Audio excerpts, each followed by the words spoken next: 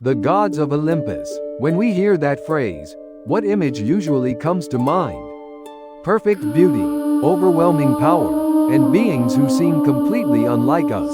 In Greek mythology, Zeus holds the thunderbolt, Apollo shines with the sun, and Athena stands for wisdom.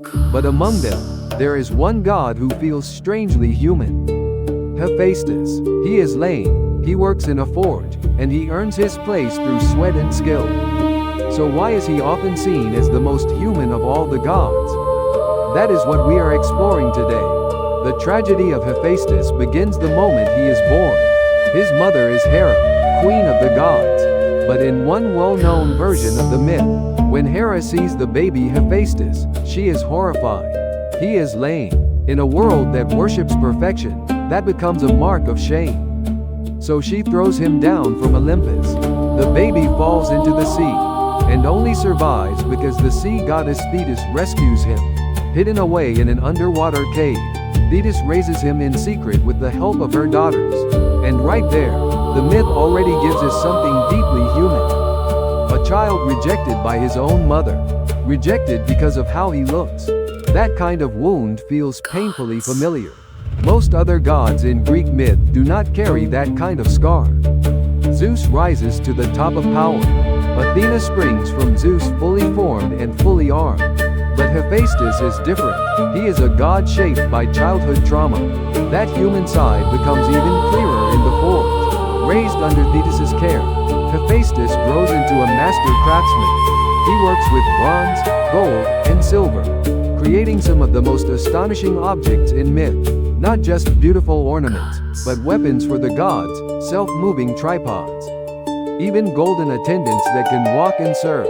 What makes this so striking is how he creates them. He does not snap his fingers and make things appear.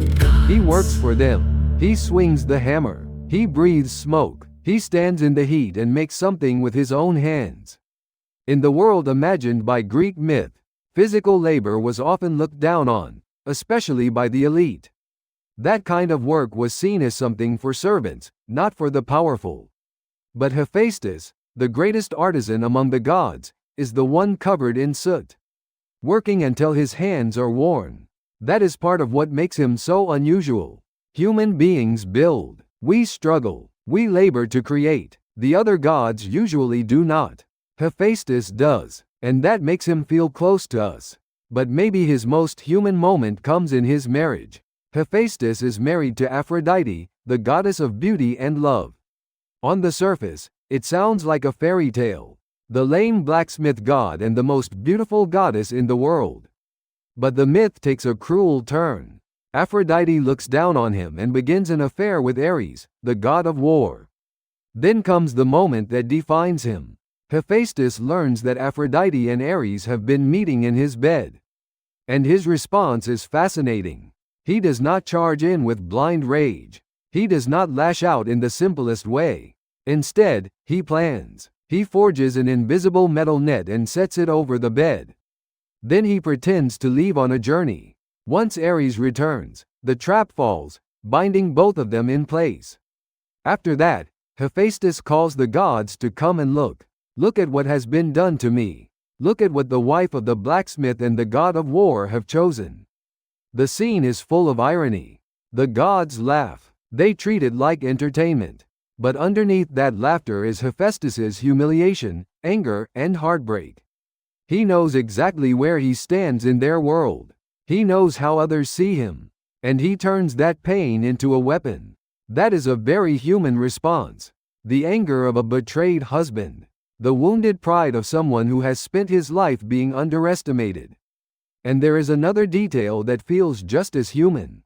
In some versions of the story, he asks Zeus to return the gifts and bride price connected to the marriage, so he can be released from it. It is a practical response, almost cold in its logic. While other gods are swept up in desire and vanity, Hephaestus looks at the situation for what it is and protects his own interests. And honestly, there is something almost darkly funny about that. It feels incredibly human. There is one more myth that reveals even more about him.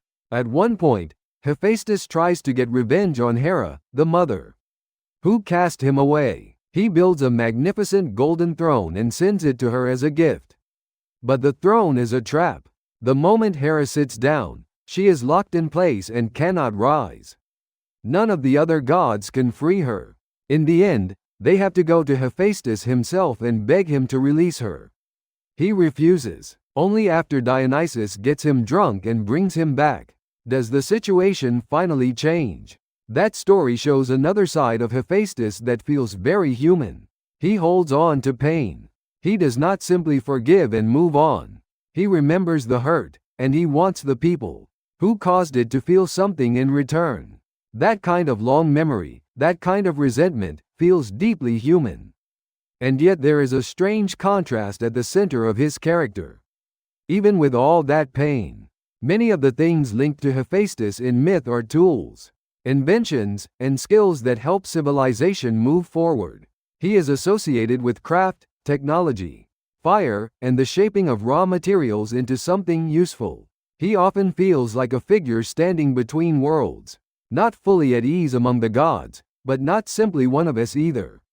And still, through skill and creation, he finds a way to connect. In the end, calling Hephaestus the most human god makes sense. For one reason above all, he carries suffering, labor, rejection, jealousy, heartbreak, and the need to survive by making something of himself. He falls from the world above, but rises again through what he creates. He is the greatest craftsman in Olympus, but he is also the god who most clearly reflects human struggle. Maybe that is why Hephaestus still speaks to people now.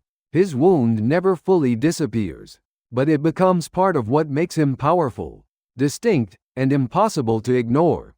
So if you feel like you are standing in the fire of your own forge, trying to shape something out of pain, maybe think of Hephaestus.